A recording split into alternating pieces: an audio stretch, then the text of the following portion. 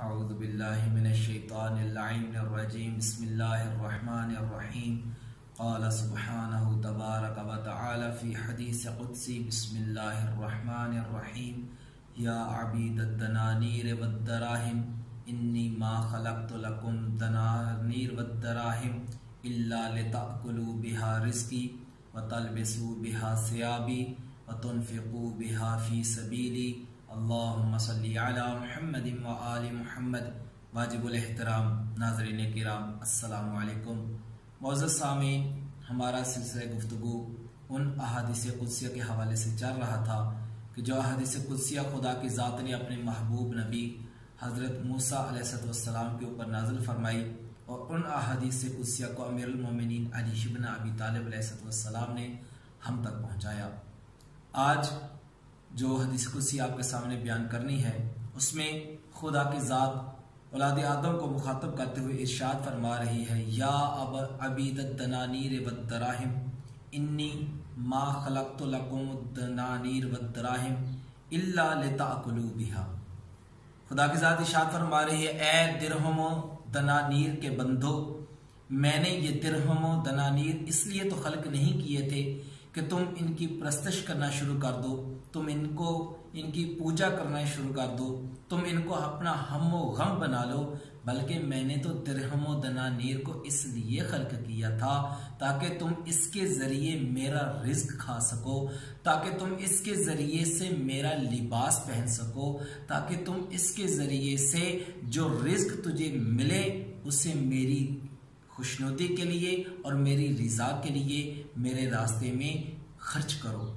यानी खुदा की ज़ात ये मसलहत बता रही है, ये हिकमत बता रही है कि दिरहमो दनानीर का असल मकसद था कि उसे खुदा की राह में इस्तेमाल किया जाता, उसे खुदा की खुशनुदी के लिए इस्तेमाल किया जाता। लेकिन आज के इंसान ने पैसे को, दौलत को, माल को सिर्फ और सिर्फ हम्मो गम बना लिया है अपनी ज़ात के लिए, अपने नफ्स के लिए। सिर्फ अपनी ज़ात का उसे पता है कि मैंने इसके ऊपर इस्तेमाल करना है, लेकिन वो मकसद असली भूल चुका जिस मकसद के लिए अल्लाह ने ये चीज़ें खल्क की थी। इज़ान मोहतरम, हमारे उस्ताद मोहतरम एक वाक़या नकल किया करते थे, अब सच है या झूठ वो उनके ऊपर, लेकिन वो बड़ा प्यारा एक वाक़या नकल फरमाया करते थे और यकीनन वो उन्होंने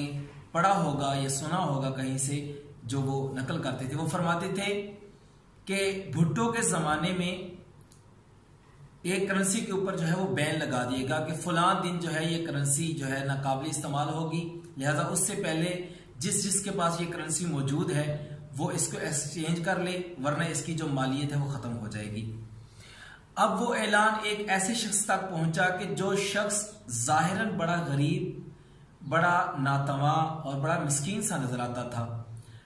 और वो कहते हैं कि हमने खुद अपनी आंखों से देखा कि वो शख्स चटनी के साथ रोटी उसने खाया करनी, उस शख्स ने फटे पुराने कपड़े पहने हुए होने, उसके पाँव में जो जूते हुए वो भी टूटे हुए, यानी जाहिरन उसका लगता था कि इस बंदे के पास पैसा नहीं है। तो कहते जब ये ऐलान हुआ तो हमने देखा कि उसने एक पूरा थैला भरा हुआ है पैसों के साथ और वो बैंक की तरफ जा रहा है। अब किसी शख्स ने वहां मिजाहन ये जुमला कह दिया कि भैया तुम इतने सारे पैसे लेके यहां क्यों आए हो? उसने कहा वो तुमने ऐलान ही सुना कि भुट्टो ने कहा कि अगर ये पैसे इस तारीख से पहले तुमने इस्तेमाल ना करवाए और वापस बैंक में जमा ना करवाए तो इसकी मालियत खत्म हो जाएगी, मैं तब्दील करने के लिए लाया हूं। तो उसने कहा वो तो कल की डेट थी, वो तो गुजर चुकी है, तुम तो एक दिन पूरा लेट आ रहे हो। इज़ान मोहतरम, ये जुमला सुनना था, उस बंदे को वहीं पे हार्ट अटैक हुआ और मर गया। अल्लाह, जिसको इकट्ठा किया था अपने लिए वो अपने लिए भी इस्तेमाल ना कर सका, एक मिजाक भी वो बर्दाश्त ना कर सका कि मैंने इतना पैसा इकट्ठा किया है ये सारा जाया हो गया, और इसी गम में वो बंदा इस दुनिया से मर गया। इज़ान मोहतरम, अमीरुल मोमिनीन अली इब्न अबी तालिब अलैहिस्सलाम ने इस कायनात में मौजूद इंसानों को 4 हिस्सों में तकसीम किया है कि वो इन 4 सिफात में से किसी एक सिफत का मालिक होगा। या तो वो शख्स होगा करीम, और फिर उसकी तारीफ कर दी। करीम ऐसे शख्स को कहते हैं कि जो खुद तो नहीं खाता, दूसरों के ऊपर खर्च करता है माल को। फिर फरमाया दूसरा जो शख्स होगा उसमें या तो सिफत होगी सखावत की, वो बड़ा सखी होगा। और उसकी तारीफ करते हुए फरमाया कि सखी ऐसे शख्स को कहते हैं कि जो खुद भी खाता है दूसरों को भी खिलाता है। और तीसरा शख्स वो होता है कि जिसे कहते हैं बखील, जो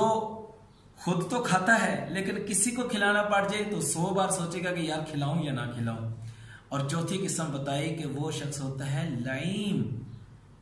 ऐसा शख्स कि जो ना खुद खाता है और ना किसी को खिलाता है। जो मैंने वाकया आपके सामने नकल किया वो इस चौथी सिफत का मालिक था कि जो खुद अपने ऊपर भी उसका ज़ाहिरी जो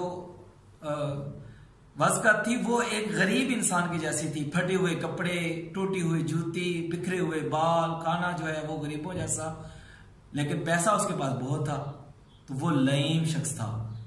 अल्लाह की ज़ात भी यही इरशाद फरमा रही है कि ऐ मेरे बंदे, जब तेरे पास माल आ जाए, दौलत आ जाए, तो फिर उसे